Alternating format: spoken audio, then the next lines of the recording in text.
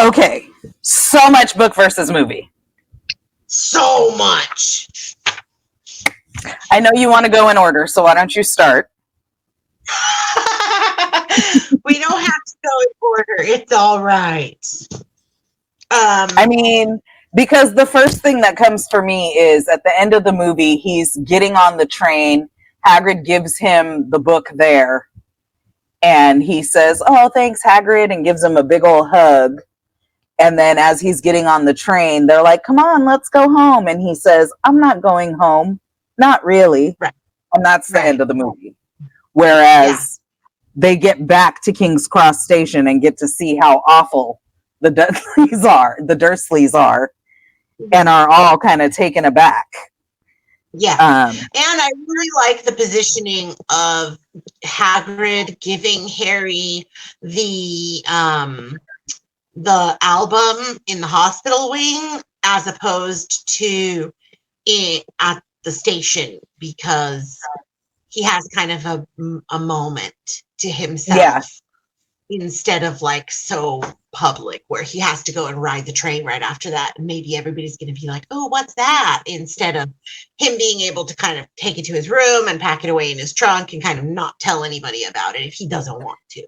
And it's also a much more personal moment to come and visit him in the hospital and bring him that gift, like just for them to have a moment as well. Yep.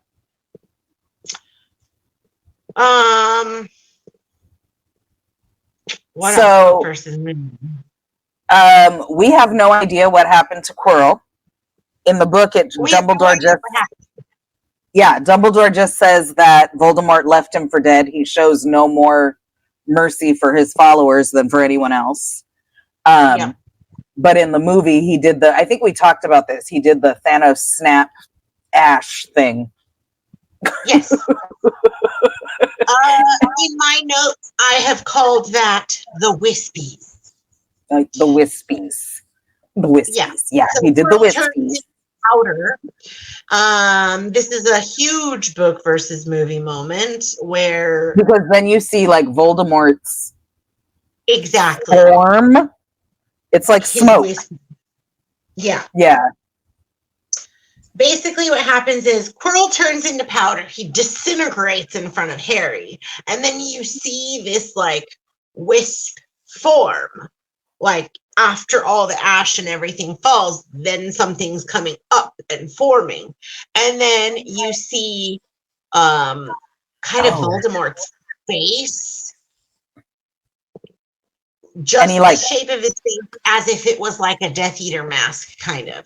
And then he, as this form, this ghost-like form, kind of goes through Harry's body like a ghost. And that's when Harry passes out. Yeah, and that's when Harry passes out. So he was still fully awake to see Quirrell's demise in the movie, whereas in the book, he does not. What, demise?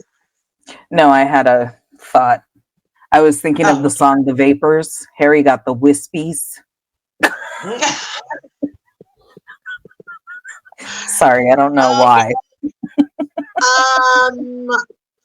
Also, this is kind of a little bit of a throwback when Hermione knocks Quirrell over on her way to Snape. Right? This is a callback to that moment because, again, Quirrell mentions that Hermione runs into her, and that's why he lost his eye contact when he's trying to get Harry knocked off the broom. And in the movie, Snape pushes people back, and it's a domino effect to drop Quirrell. So that's different. Also,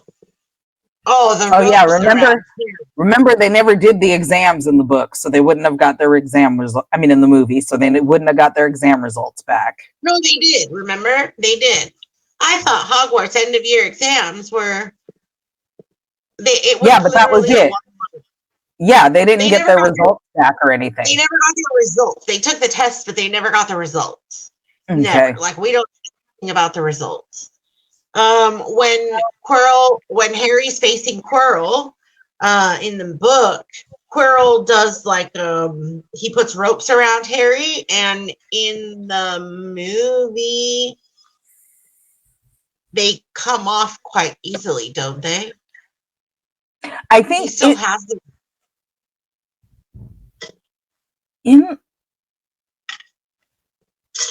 I can't remember. I want to say maybe the magic was getting weaker or something, but I don't remember. Maybe that was something else. I don't know. I don't remember. Quirrell is the one to say that there's no good versus evil, that there's only those who seek power and those too weak to seek it, the powerful and those too weak to seek it, whatever that line was. But in the movie, Voldemort says it when he's talking to Harry from behind Quirrell's head. Okay.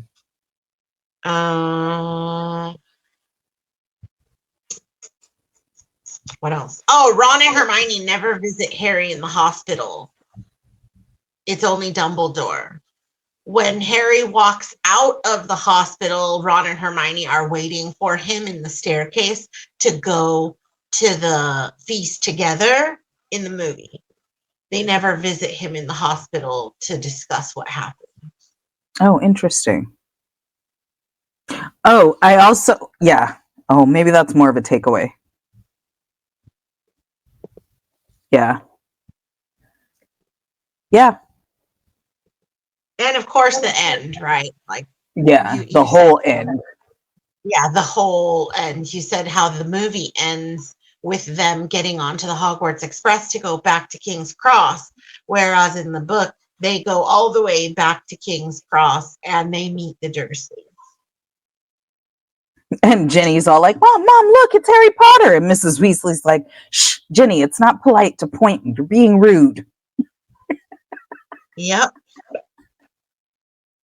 So none of that happens in the movie. And that is that. All right.